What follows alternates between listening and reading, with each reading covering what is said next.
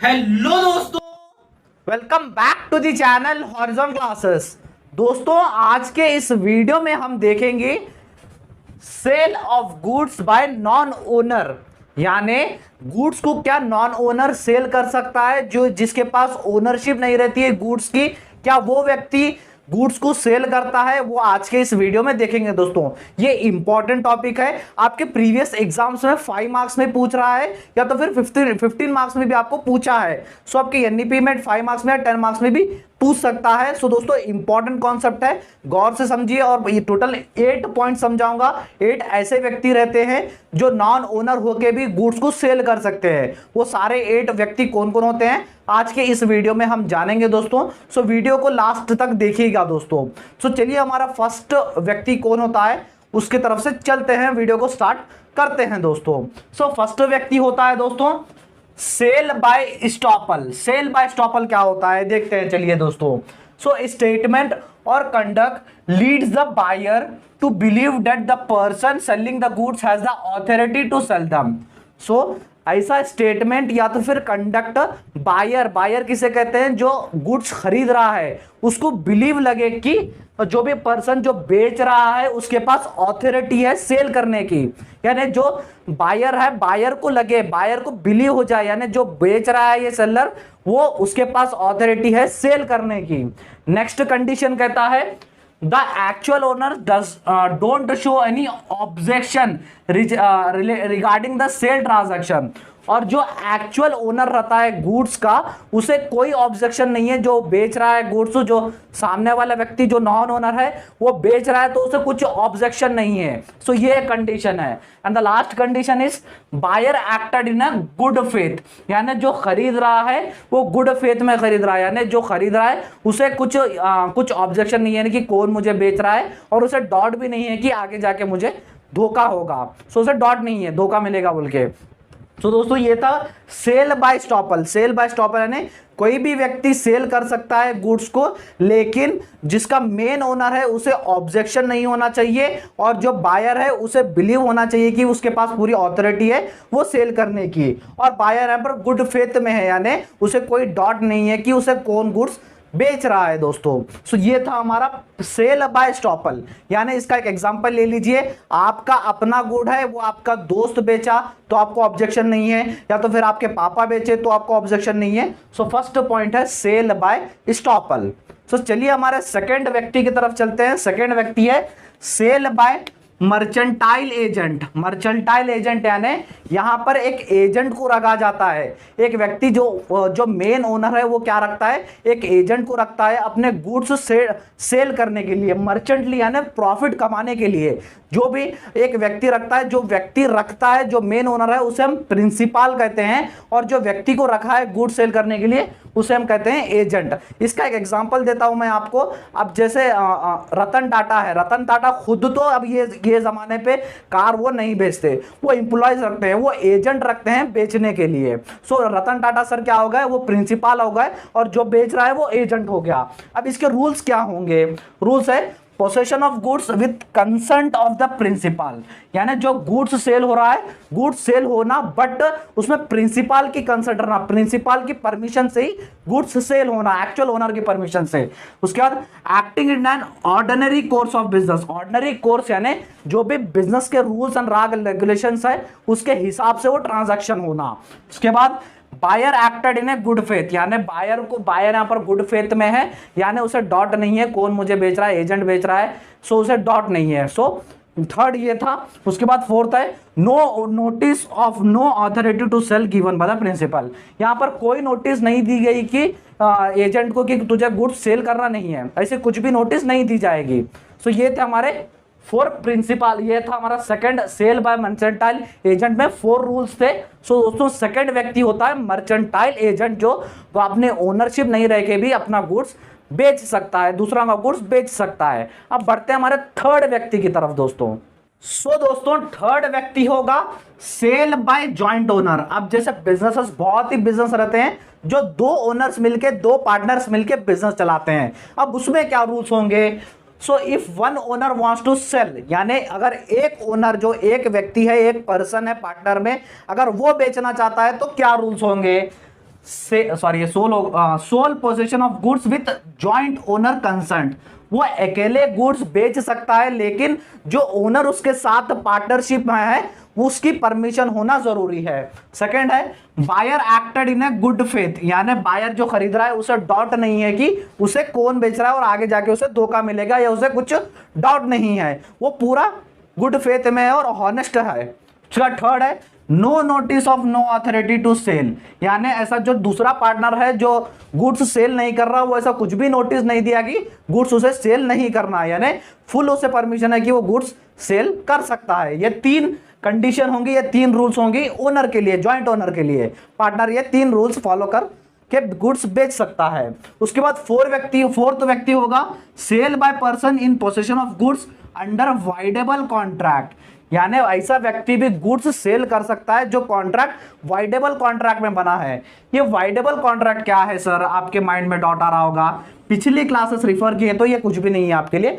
Voidable फिर भी एक बार समझा देता हूं। वाइडेबल कॉन्ट्रैक्ट यानी जो कॉन्ट्रैक्ट फोर्स से मिस्टेकली मिसप्रेजेंटेशन से बना गया उसे हम कहते हैं voidable contract. But in business law उस कॉन्ट्रैक्ट की कोई मायने नहीं रहता, वो कॉन्ट्रैक्ट नहीं रहता। यानी फॉर एग्जांपल एक्स ने वाई को पहले गुड बेचा था वाइडेबल कॉन्ट्रैक्ट में, बट वो वाइडेबल कॉन्ट्रैक्ट वाइडेबल हो गया, यानी कुछ फ्रॉड से या मिस्टेक से वो कॉन्ट्रैक्ट बना ही नहीं। वाइडेबल यानी उसी कहते हैं किसी दूसरे के फोर्स से या फ्रॉड से या तो फिर मिस्टेक से मिसप्रेजेंटेशन से कॉन्ट्रैक्ट जो बना था वो एक्चुअली बिजनेस लॉ में वो कॉन्ट्रैक्ट नहीं बनेगा, उसे उसकी वैल्यू कुछ भी नहीं रहेगी, उसे हम कहते हैं वाइडेबल कॉन्ट्रैक्ट। इसमें रूल्स क्या होंगे, possession of goods under voidable contract through coercion mistake etcetera by other party.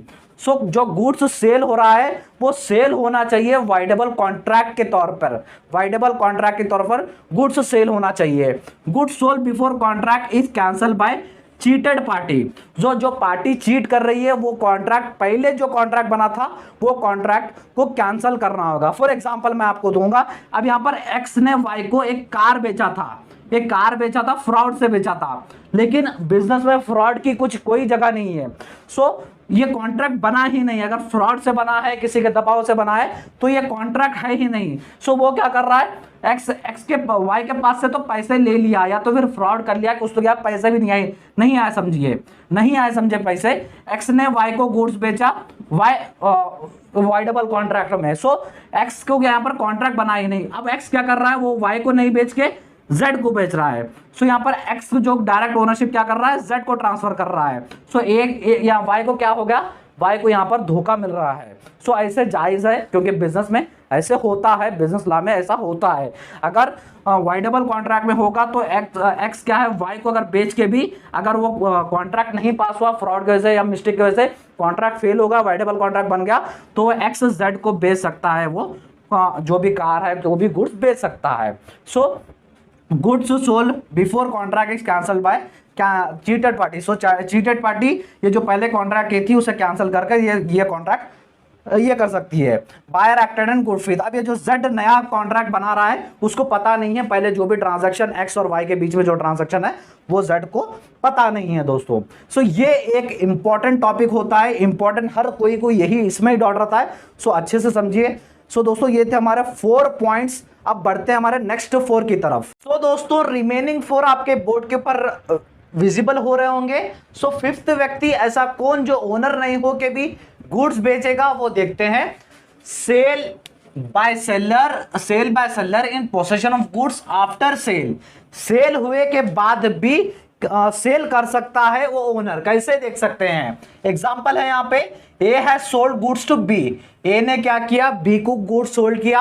However A has not made delivery of goods to B, B को अभी डिलीवरी नहीं दिया ए ने, that means A still possesses the goods and sold the goods to B. इसका मतलब ये है कि ए के पास अभी भी वो गुड्स है और वो गुड्स उसने क्या किया, सी को बेच दिया, डिलीवरी नहीं दिया। पहले जो ट्रांजैक्शन हुआ था ए और बी के बीच में पहले ट्रांजैक्शन हुआ था, सो उसने क्या किया, डिलीवरी अभी तक नहीं की। सो डिलीवरी नहीं करके ए ने क्या कर दिया, सी को गुड्स बेच दिया। अब इसके लिए क्या कंडीशन होंगे वो देखते हैं, चलिए दोस्तों।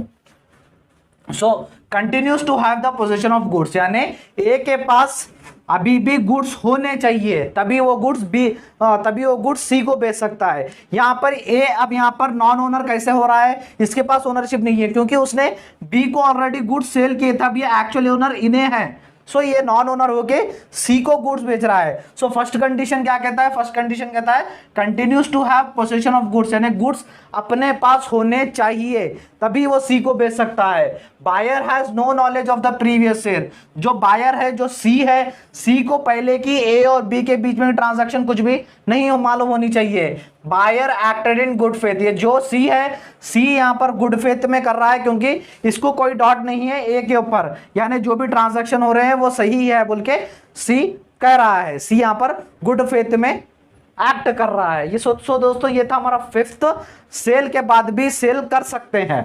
सो सिक्स्थ मैंने यहां पर लिखा है, सिक्स्थ आ जाइए इधर, sale by buyer before transfer of ownership, यानी जो बायर है वो गुड खरीदा है, जो खरीदने वाला है उसे हम बायर कहते हैं। बायर ने अभी ओनरशिप उसके पास नहीं आई, फिर भी उसने गुड्स सेल किए। कैसे कंडीशन देखते हैं, A has not sold the goods to B, A ने क्या किया, गुड्स सोल्ड अभी नहीं किए बी को, but only delivered the goods to B. यहां पर ए क्या कर रहा है, ए बी को गुड्स सोल्ड अभी नहीं किया बट डिलीवरी दे दिया, डिलीवरी कर दिया, and B sold to C. B यहां पर क्या कर रहा है, बी वही गुड्स को लेकर सी को बेच रहा है। अभी तक यहां पर इसकी ओनरशिप नहीं आई, ये ओनरशिप इसी के पास है, बी के पास ओनरशिप नहीं है, पर बी ने क्या कर दिया, उस गुड्स को सी को बेच दिया।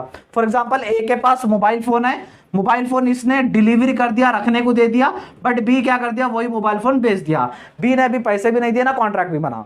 सो दोस्तों में इसके में क्या कंडीशन होंगे, इसमें क्या कंडीशन होंगे, buyer B possesses goods with consent of seller, buyer के पास जो बी है उसके पास गुड्स है और वो गुड्स बेच रहा है with the consent of seller. Seller कौन है, ए की कंसेंट से बी गुड्स सेल कर सकता है सी को। उसके बाद new buyer has no knowledge of the transaction happened between A and B. So जो नया बायर है सी जो है, सी को कुछ भी ट्रांजैक्शन जो ए और बी के बीच में ट्रांजैक्शन हुआ है वो कुछ नहीं पता है सी को।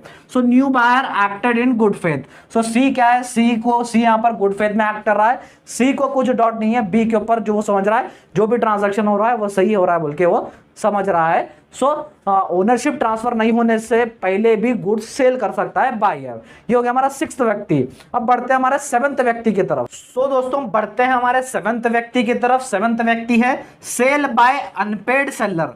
पहले जान लेते हैं अनपेड सेलर किसे कहते हैं। अनपेड सेलर यानी जिसको अभी पैसे वापस आना है, पैसे आना है बायर के पास से। ए ने बी, फॉर एग्जांपल के तौर पर ले लेते हैं हम, एक्स क्या करे, वाई को फोन सेल किया, एक्स के पास मोबाइल शॉप है, फोन सेल किया वाई को, बट वाई ने क्या किया, इंस्टॉलमेंट में पेमेंट दे तुम बोल के वो फाइनेंस के हिसाब से इंस्टॉलमेंट पे करा दिया, महीना कुछ 4000 5000 देना है बोल के करा लिया, उसे कहेंगे अनपेड सेलर। अनपेड सेलर यानी अभी बायर के पास से पैसे आने वाले को अनपेड सेलर कहते हैं।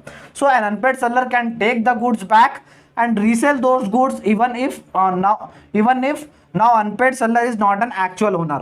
so इसमें कंडीशन, इसमें रूल्स क्या है, अनपेड सेलर क्या कर सकता है, अगर उसे पैसे टाइम पे नहीं आए या तो पैसे नहीं आ रहे हैं वाई के पास से, तो वो गुड्स वापस ले जा सकता है और वो गुड्स दूसरे को भी सेल कर सकता है वो एक्चुअल ओनर नहीं रहने के बाद। ये कब होता है, जब आप कंपनी में फ़ोन लेते हो या तो फिर कोई बाइक लिए हो आप इंस्टॉलमेंट पे, तो आप ये गौर किए होंगे कंपनी वाले क्या करते हैं, आपको जब तक इंस्टॉलमेंट पूरे क्लियर नहीं होते, जब तक गाड़ी की रजिस्ट्रेशन या फ़ोन की बिल नहीं देते, सो उनके पास उनकी ओनरशिप रहती है। सो यहाँ पर क्या करते हैं अनपेड सेलर, अगर पैसे नहीं आए तो आपके पास से गुड्स ले जाके दूसरों को भी बेच सकते हैं, वो उनके पास रूल्स होता है, उनके पास ये हो सकता है कंडीशन। सो एट्थ है एक्सेप्शन अंदर other acts and provisions. Other acts या प्रोविजन में भी कोई ऐसे व्यक्ति जो गुड्स सेल कर सकते हैं, जैसे for example sale by pawnee under pledge, यानी आप किसी के पास जाकर कुछ उधार लेना है तो आप गिरवी पे कुछ रखते हो, गिरवी पे आपको एक 10,000 रुपये चाहिए, आप क्या कर रहे हो, गोल्ड जाके रख रहे हो लीज पे। सो गोल्ड रख रहे हो in the form of security के फॉर्म में, लीज नहीं, सिक्योरिटी फॉर्म पे रख रहे हो। अगर आप पैसे नहीं दोगे वो 10,000 रुपीज, तो उसके पास पूरा हक है पेनी के पास कि आपका गोल्ड बेचकर वो अपने पैसे रिकवर कर सकते हैं। सो पेनी यहाँ पर ओनर नहीं है, फिर भी वो आपके गोल्ड बेचेगा, उसके पैसे ले लेगा, उससे जो रिकवर होगा वो ले लेगा। उसके बाद लास्ट है फाइंडर ऑफ गुड्स, यानी किसी को गुड्स मिले। फॉर एग्जाम्पल मुझे रास्ते पे जाते टाइम मुझे कुछ मोबाइल मिला, अगर किसी का नहीं रहा तो मैं रख सकता हूं और मैं बेच भी सकता हूं। अगर मैं चोरी करके बेचूंगा तो मुझ पर एक्शन होगा, लेकिन अगर मुझे गुड्स मिला है, गुड्स मिलने के बाद अगर किसी दूसरे को है नहीं पता या तो फिर कोई नहीं देखा तो मैं गुड्स क्या कर सकता हूं, मैं बेच भी सकता हूं और मेरे पास ऑथोरिटी रहती है। सो दोस्तों ये थे हमारे 8 ऐसे पर्सन जो ओनरशिप नहीं रहने के बाद भी गुड्स सेल कर सकते हैं। सो दोस्तों एक बार स्क्रीनशॉट ले लीजिएगा। आई होप आपको ये वीडियो अच्छा लगा होगा। थोड़ा लंबा बना वीडियोस गाइस, लेकिन समझाना आपको जरूरी था क्योंकि इंपॉर्टेंट टॉपिक है, 10 मार्क्स में या तो 5 मार्क्स में पूछेगा। सो ये भी जो मैं नोट्स दिया हूं वही लिखिए, आपको फुल मार्क्स मिलेंगे दोस्तों। सो दोस्तों मैं business regulatory framework syllabus start किया था BCom 4th same NEP syllabus के लिए। सारे क्लासेस अपलोड होती जा रही हैं और क्लासेस का लिंक भी आपको डिस्क्रिप्शन बॉक्स में दे दूंगा, जहां पर आपको सारे क्लासेस मिल जाएंगे दोस्तों। वीडियो अच्छा लगा तो वीडियो को लाइक कर दीजिए और अपने दोस्तों के साथ भी शेयर कीजिएगा और चैनल को भी सब्सक्राइब कर लीजिएगा। थैंक यू सो मच दोस्तों।